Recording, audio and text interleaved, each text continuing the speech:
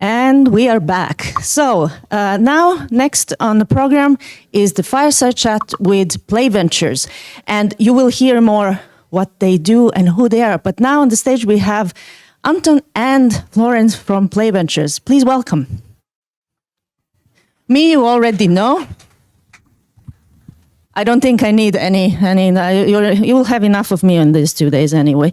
So yeah, we are going to have a bit of a chit-chat of from the perspective on all of these topics, especially when it comes to young developers or starting up businesses and so on, but from the point of perspective of the business side, and of course the diversity and all that jazz in the part of the VC fund. But before we go into that discussion, how about a short intro? So who you are? So Anton, Florent, who would like to start? Okay, now this is better. Yeah, hi everyone. I'm Anton. I've been with Play Ventures now for the past 3.5 years.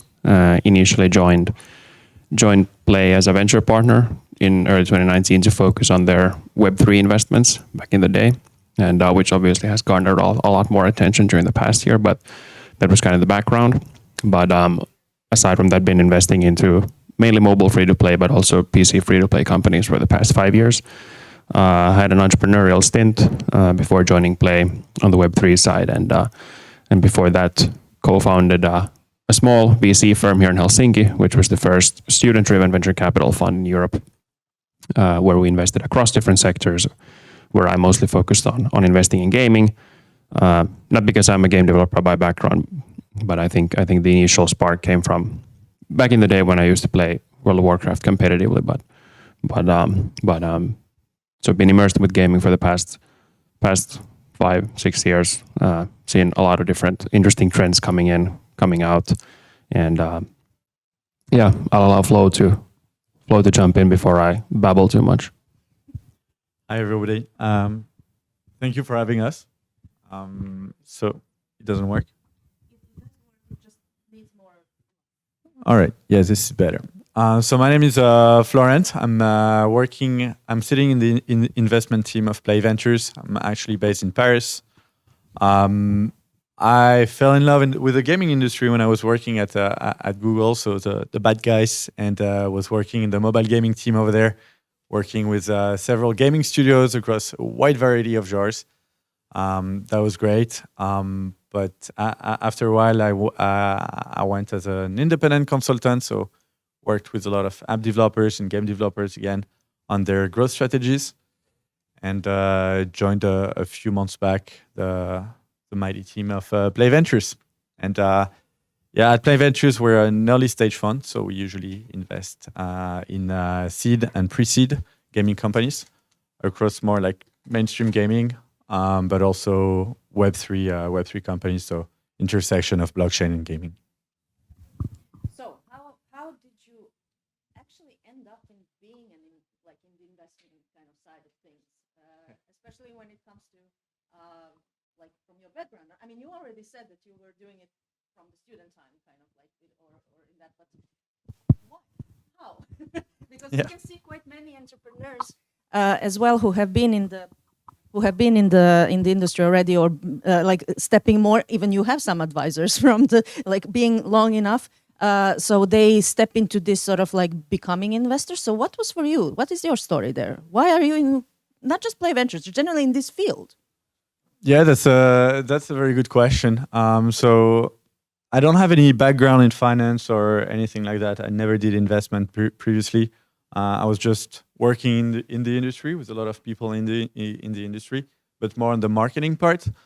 I was a little bit involved in the product part as well, so I touched a lot of different fields with gaming companies. I just at some point I wanted to use everything that I learned at a different level. So I don't really know how I made the shift to become an investor. I just came across the Play Ventures team at some point on a LinkedIn post or something. And they just got you. Yeah. Honestly, I wrote a cold email to their generic email on their website. The info at that usually people think nobody's answers to. Well, they kind of answered, and we clicked. So Sure, yeah. Fantastic. And how about you, Ant?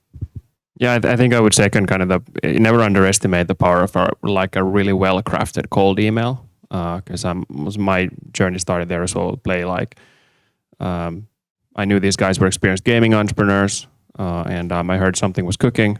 Shot out to them a message that, hey, I want to work for you guys, and did a lot of preparations, etc. And sort of, I think like proactiveness is a big thing. I don't think sort of rarely someone's going to come looking for you for that role, because we operate in very small organizations as investment firms, mainly to keep like operations fast, minimizing bureaucracy and different decision making. Because I mean, the gaming scene moves super fast, so we also need to be fast. And just sort of maybe quickly on my own side as well. It was like never a plan. So I don't have a finance background. I don't have a developer background. I'm a lawyer by education. Luckily, I never practiced it. This is much more interesting. But for me, it started as a slush volunteer, like for many young people here in Finland as well. And then just being proactive, doing interesting things. And at some point, it just found a personal interest there to work with many companies and being this kind of a trusted advisor in a different way. And obviously, as a lawyer, I like being right, and investing it usually pays well if you're right. But I think really at the heart of it all is sort of, I know I'm not going to be the best game developer, but I might be able to help the person who wants to become the best game developer. And there, I think we need to be there to be able to put those resources, not only money but also the human capital behind them. And just trying to maximize sort of their chances of building the best game and trying to remove a lot of the back end stuff. I mean, that is the whole point of VC-backed fund, meaning that when you are looking for a VC as a company, it's not just the money. You want also all of that comes with the package, which means the team behind who will be there to support and their network and everything else which is behind. So obviously makes sense.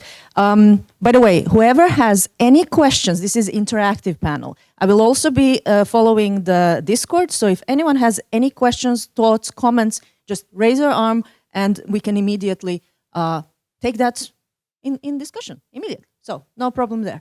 Speaking of, does anyone have any questions at this point? At least those in the audience. No, then we shall go forward. So, but yeah, as non-finance dudes, no game dev experience. I mean, you do, but so when you got this sort of like getting to work on this side of the industry, meaning the investment side of the industry, I'm sure you had one or two challenges. If nothing, like one or two.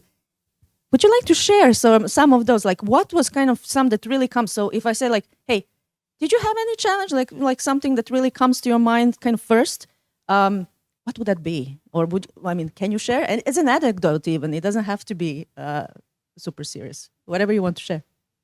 Well, I can maybe start. I think everyone's probably, irrespective of industry and who you are, most people are battling with kind of an imposter syndrome. And obviously, we talk to a lot of very experienced gaming entrepreneurs, especially when we're starting out, like had just started playing and working on investments for them. It's really bad, the imposter syndrome you're feeling.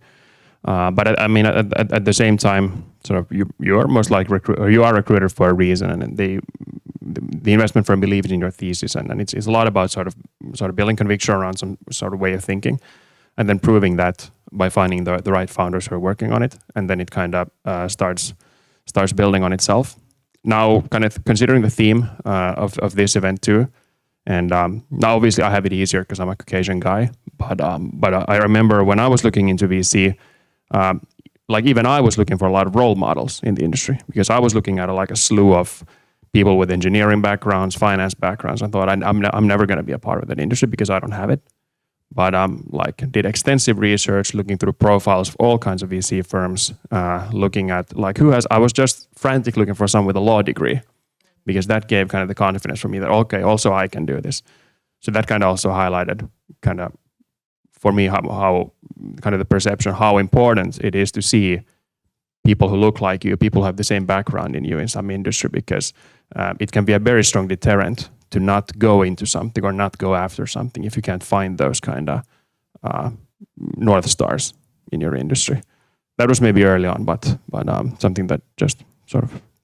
I mean, that is very true. There is really need for more different representation from Caucasian men in the VC overall pool. Women, there are quite many women investors as well, but they're not so loud out there in a sense that they are very, maybe more calculating in a sense of how they also approach and how they do their investments. So therefore, they're not so visible as much as most of the VCs in the field out there. But how about you? Any story to share as your challenge? Yeah, so as a recent joiner in a VC, I have to say that the imposter syndrome is super big, especially when you don't have this kind of background. And it all comes down, I think, to the kind of decision-making process. So when you kind of analyze an opportunity, there are a few questions that you have to ask yourself, and some are easy to answer, some are way harder. And I think one of the biggest challenge is to really understand how each opportunity kind of fits in like all the moving parts of a specific market, right? So it's not only the gaming markets, or it is a gaming market, but in a very, very complex way, like how this genre is evolving, how this category is moving, which audience are they targeting, who is this audience, what are they playing, what are the competitors, how they're monetizing the stuff. So all about the product, you need to really understand how it fits in all those moving parts.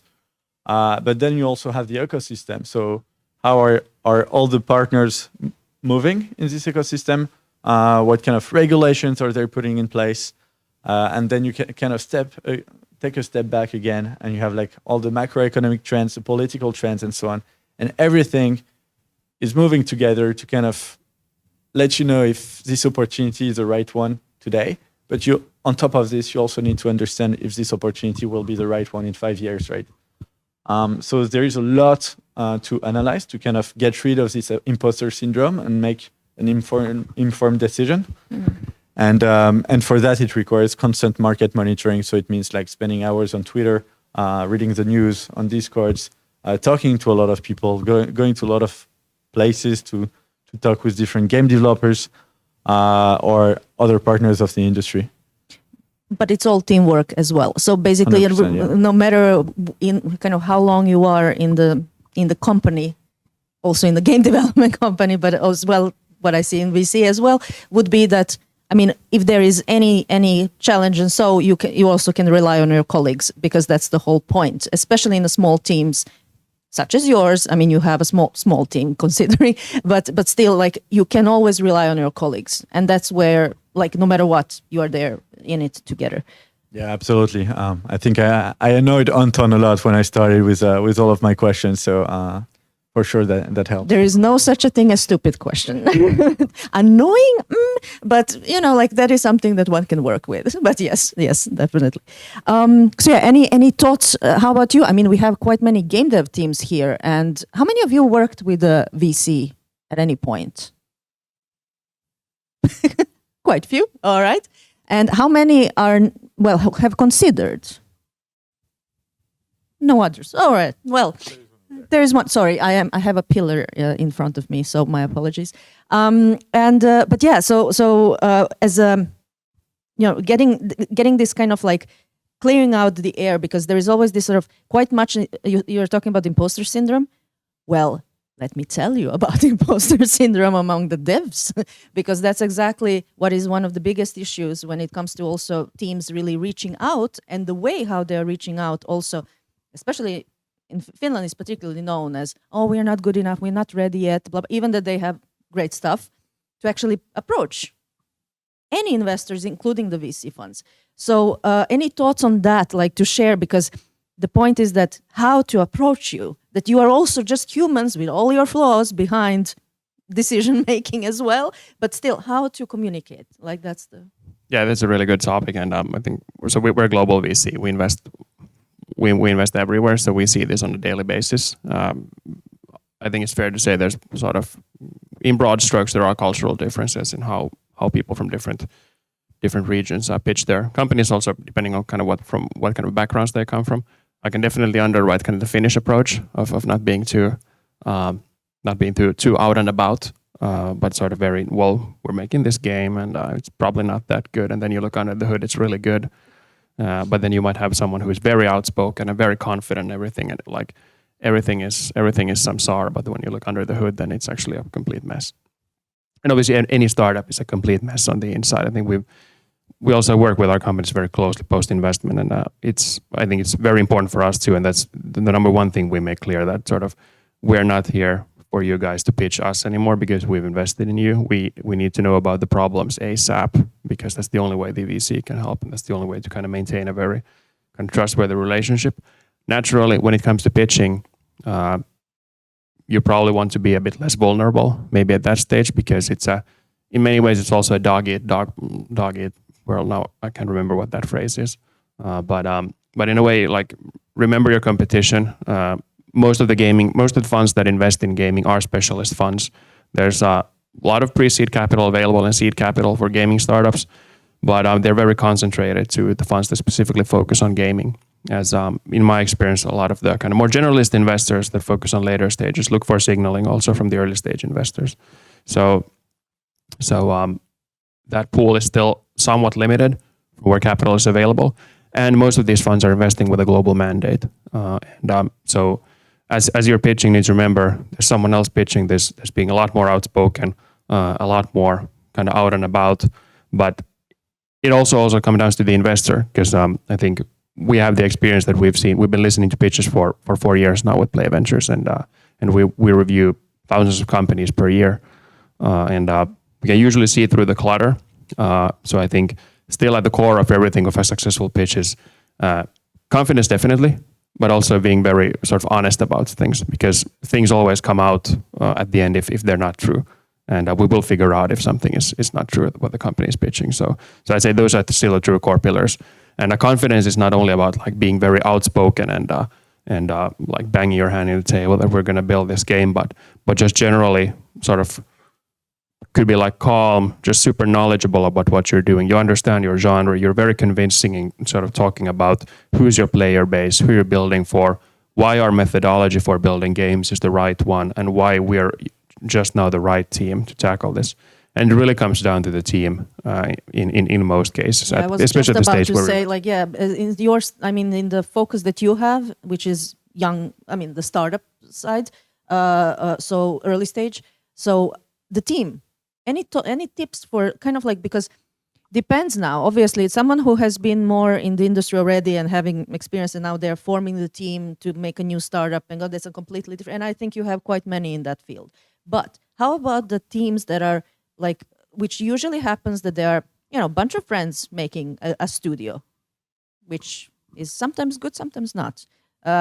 Usually not. But either way, the any tips on that? Like when you are forming a team, and when you are, especially because at least I know when I'm talking with not just investors but publishers and so on, because what are you missing? What are you missing from the like skill set and so on in your team? So recruitment part. So already kind of so any tips on that? Like what teams should look for when they are like presenting the team itself, even if they don't have full skill set in the house, because they obviously can't afford it yet. But that's why you are like, that's why they approach you, that they can have this whole capacity to push that vision till the end together with you. So any of that, like where to look as a team for building that team, including also, especially because diversity, it's not just about representation and all of it's also diversifying the expertise in a team to make that game or product, whatever it is,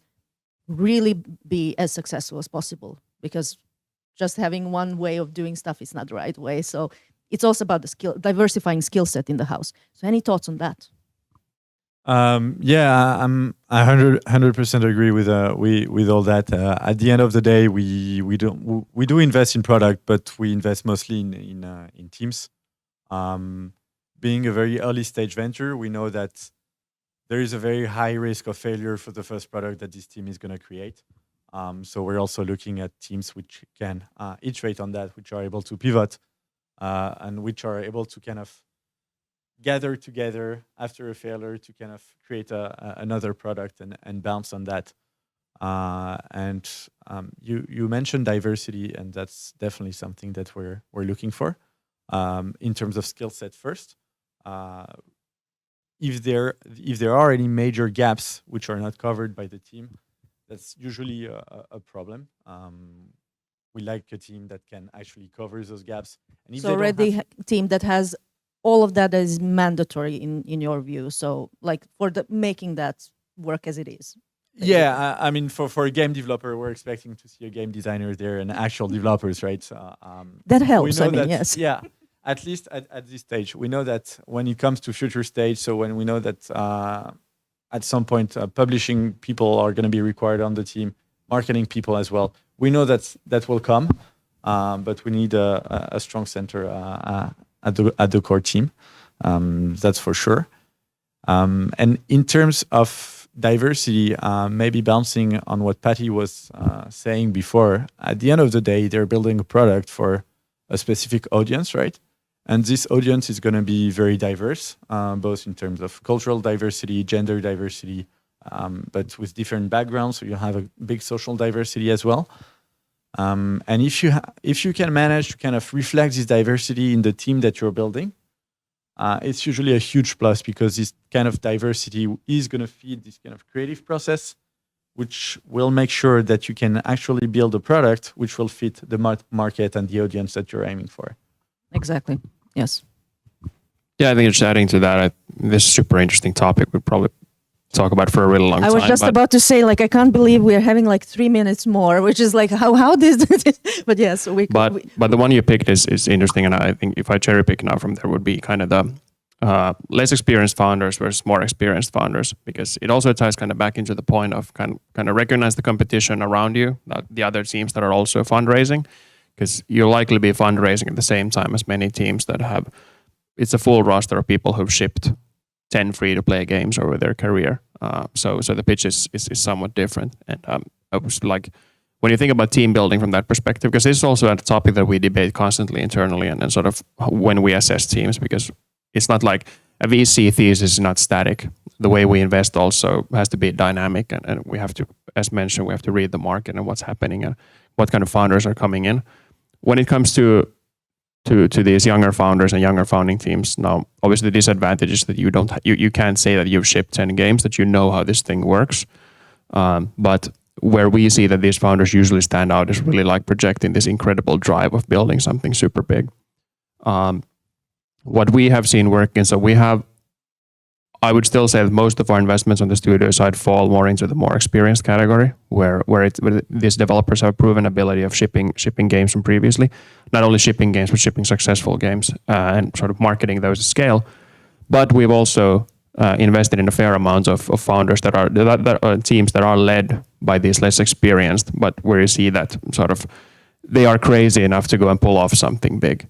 And in those cases, I think it's something where we also jump in, helping with finding senior talent, especially on the art direction side, on the technology side, and finding seasoned CTOs, especially if they're going for something super complex as like cross-platform real-time multiplayer games that will take probably years to develop as well.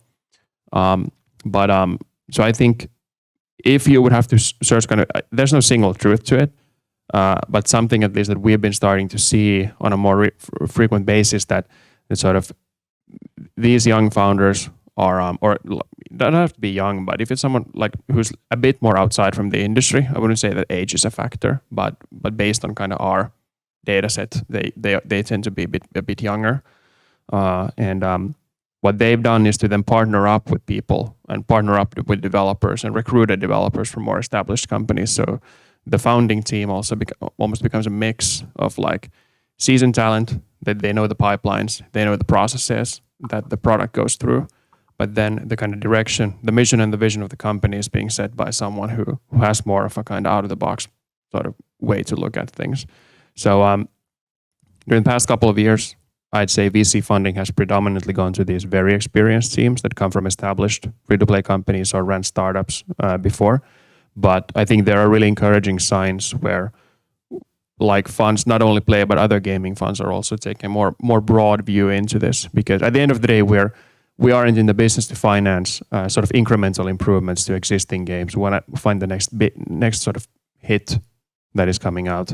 And I mean, Riot Games was founded by two college graduates who had no idea how to develop games, and so it's not impossible. And I think we're very excited to go after those people too. Absolutely, and I said this is one of the values, at least what I see as an entrepreneur. When you think about angel investment or VC investment or whatnot, that's where I see the real value of VC fund. That's sort of like you have this whole then machinery behind you, not just the money, but all of this that will be there to help you to really scale up forward. But yes, any comments, questions? None in the Discord, so any here at the spot? Any thoughts? Anything to share? If not, I have a completely random question, which is more on the other side of things, meaning that, so we were talking about now how you would support, I mean, this sort of support to teams and all that, but as mentioned, quite many teams do, individuals from the industry end up becoming investor or being involved with certain investment fund or VC like this or any of these kind of different programs after years of being in the industry. So any tips for someone who would want to basically step in and be, like not just in Play Venture, but generally like stepping into these waters, which are in the same industry, but it's a completely different type of waters and different stream. So any tips on that? How would one start to be, let's say, in the investment team? So I think how you pique the interest of like a professional investment firm is obviously you have some kind of thesis and you can prove it also in some way and show your interest towards investing. So I would just, start doing like stock investing. Now this is not financial advice by any means, but I think show that you're interested. I think it's all about like investing in different asset classes, learning about them, and I think there's now more than ever like better like good ways to participate also in the kind of early stage of things. Obviously, given that people can do their own research, considering stuff like the angel investment syndicate that Joachim Akren is running for elite game developers, where he has a multitude of mostly game operators from gaming companies and then some other VCs who also do personal investing through him, where he's been able to kind of, as you mentioned, people who are operators in the industry want to put their skills to use and help new entrepreneurs. So just start investing, and then over time, I would say sort of new opportunities arise. But obviously, this is something that kind of I think everybody needs to participate to, because there is a lot of obscurity when it comes to VC. There's very little information available, and it's easy for us to not notice that, because obviously we're in the weeds like every day. But there is a lot of people. There's rarely like understood how VC firms operate, why they decide to invest in something, why they decide to invest, or why they skip completely investing in something. Like, for example, why we don't invest in like indie PC companies, but why do we invest in mobile free to play? And then it all ties into like how the return model for a VC fund sort of works. And all of that information is you really have to look for and know what you're searching for to find that information. So definitely, I think from a VC point of view, there's a lot of work to do still to kind of remove a lot of that kind of opaqueness from how we operate. Yeah, my only advice would be to reach out to people, just to talk to as many people as possible. Networking as well. I mean, this sort of getting to know each other through whichever event, slush and so on. I mean, all of this. Yeah, exactly. Go to an event and just walk around and talk to a lot of different people. They all have experience. A lot of them have experience with VCs or just as game developers, and just spike your interest into the market and just do your research. But mostly talk to people and network, and just don't be afraid to kind of even reach out of the blue to anyone that could have some kind of interest for you. Yeah. So we have one question, and then because we are already over time, but it's a coffee break, so we kind of can go now over time. So would you like to ask? Sorry, I don't have a mic to.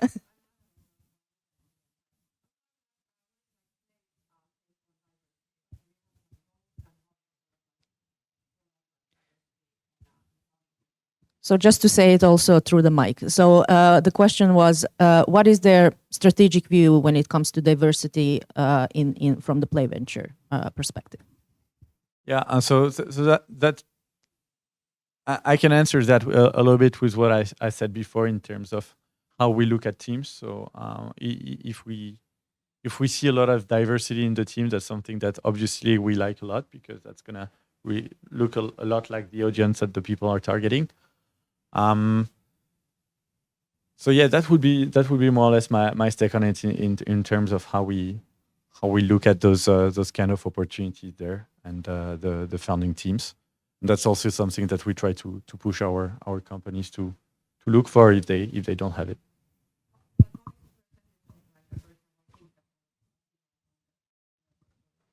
So how many female founders in their portfolio as a percentage they have? Yeah, that's a very good question. I don't know, but what I know is that it's a very low number. Also because we don't see so many of those deals. I don't know what there are probably a question of how many women entrepreneurs in gaming are pushing to their project to VCs as well, because we don't see that many deals coming to us with women founders. So that kind of unfortunately reflects in the numbers of our fund, and I think that's not only a concern for our fund, but to like all the gaming VCs out there. Yeah, maybe just adding to that, I think as we periodically look at our deal flow and try to break it down and see kind of what kind of backgrounds we're seeing from people, what kind of team structures, etc. And as Flo mentioned, we're looking at sort of a small percentage when it comes to not only our portfolio, when it comes to non-male founders, but also more broadly, if we look at the whole deal flow pipeline and see what's coming in. I think a part of that is obviously also that, like the lack of information available, and it's probably not that these companies don't exist, but then it's probably also a thing on our end to see that do we have enough reach, and where can we increase our reach, basically, improving the communication overall in the right then channels where these teams are there, and also other way around it, where they can reach you and how to reach you, because also it can be intimidating either way, any VC to contact, especially for the first time, if nothing else, or if you don't know them from before, like locally. But yes, I don't want to take any more of your time. So Florent and Anton are also, you can also reach, if nothing else, to Play Ventures through email. So they do answer. So thank you so much. And if there is any other questions or comments, again, there's Discord. Please continue. We will continue these discussions throughout the day. And yes, thank you for being with us. Thank you so much.